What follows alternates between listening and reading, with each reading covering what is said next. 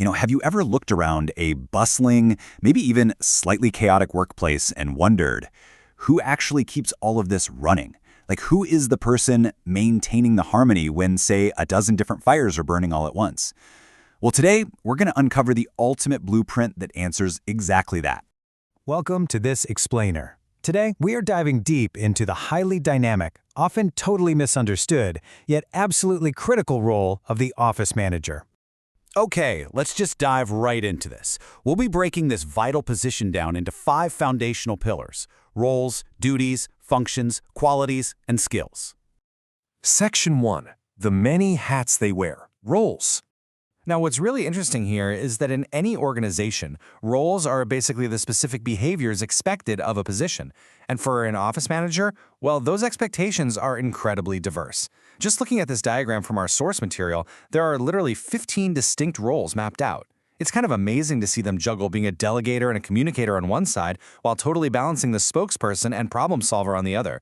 It just proves how adaptable they have to be, Constantly shifting from an evaluator who monitors staff to an initiator who actually has to proactively conceive entirely new ways to work. And this brilliantly illustrates one of my absolute favorite concepts from the text. It describes the coordinator role with this beautiful metaphor. It says, "Coordination is like a silk thread which keeps all the pearls of the necklace together." I just love that imagery. It perfectly emphasizes how the manager literally has to harmonize, unify, and integrate the diverse efforts of all employees to create something cohesive. Moving right along to Section 2, Daily Duties and Responsibilities. Duties.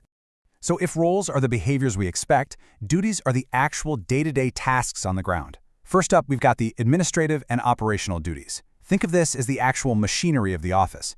And the manager, they're the mechanic. They are doing everything from establishing filing systems and booking transport to maintaining the overall office layout and even assisting HR. It's really all about keeping the physical and procedural office running as smoothly as possible. But wait, their duties aren't just operational. They are also highly strategic and team-focused. They're the ones scheduling and assigning employees for optimum resource allocation. They manage office budgets. By carefully analyzing variances, mind you, they motivate staff through fair evaluation, and they liaise with stakeholders to accomplish these complex team efforts. And crucially, they have to constantly update themselves, because let's face it, to remain relevant in a changing work environment, a really great manager has to proactively attend workshops and build their professional networks. All right, Section 3. Key functions of the office. Functions. Before we list the specific functions, we really need to make an important distinction that the text emphasizes. Because, it's super easy to confuse functions and skills since they definitely overlap, but they are distinctly different concepts. Functions are the task-based aspect of the job. It's what needs to be done. Skills, on the other hand, refer to the manager's ability to actually perform that task. It's how well it's done. So definitely keep that in mind as we go. So the crucial point is understanding what these core functions actually are in practice. An office manager is tasked with providing leadership, evaluating performance, staffing, and imparting training to employees. On the purely operational side, they handle costing, accounting, stationery control, and secretarial services. But honestly, perhaps the most critical function? Managing human relations. Resolving interpersonal conflicts and really addressing employee needs isn't just a nice little bonus, it is absolutely vital for the long-term competitiveness and sustainability of the entire organization. Which brings us to Section 4, Traits of a Good Manager.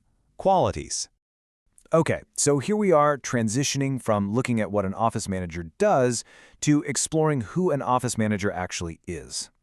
Qualities are defined as the specific traits, features, or attributes inherent in a person. You can sort of think of them as the internal drivers that help a manager achieve their goals efficiently. We can break these down into interpersonal and personal qualities. As we know, an office manager deals with a wonderfully chaotic human element every single day. And to handle that gracefully, they really need to be highly tactful in difficult situations. They must possess a pleasing mannerism, deep sincerity, discipline, and punctuality.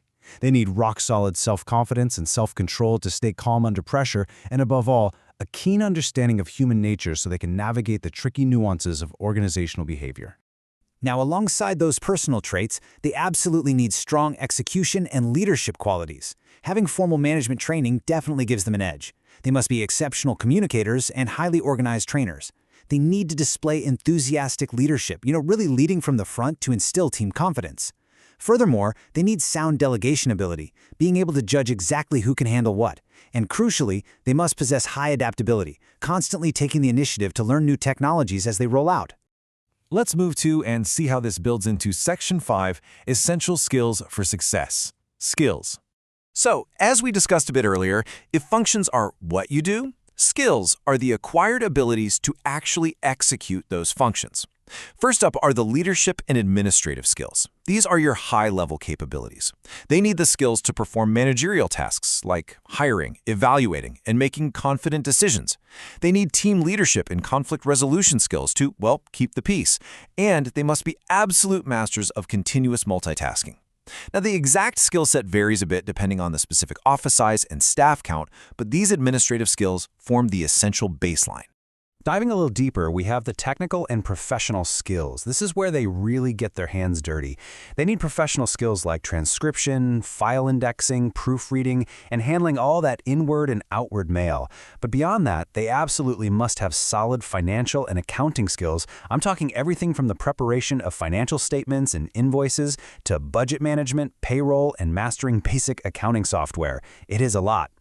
But when you step back and look at all 5 of these pillars together, the roles, the duties, functions, qualities, and skills, it all leads to this single incredibly powerful conclusion from our source material. The office manager is the backbone of the organization. They are literally the glue that holds all the departments together.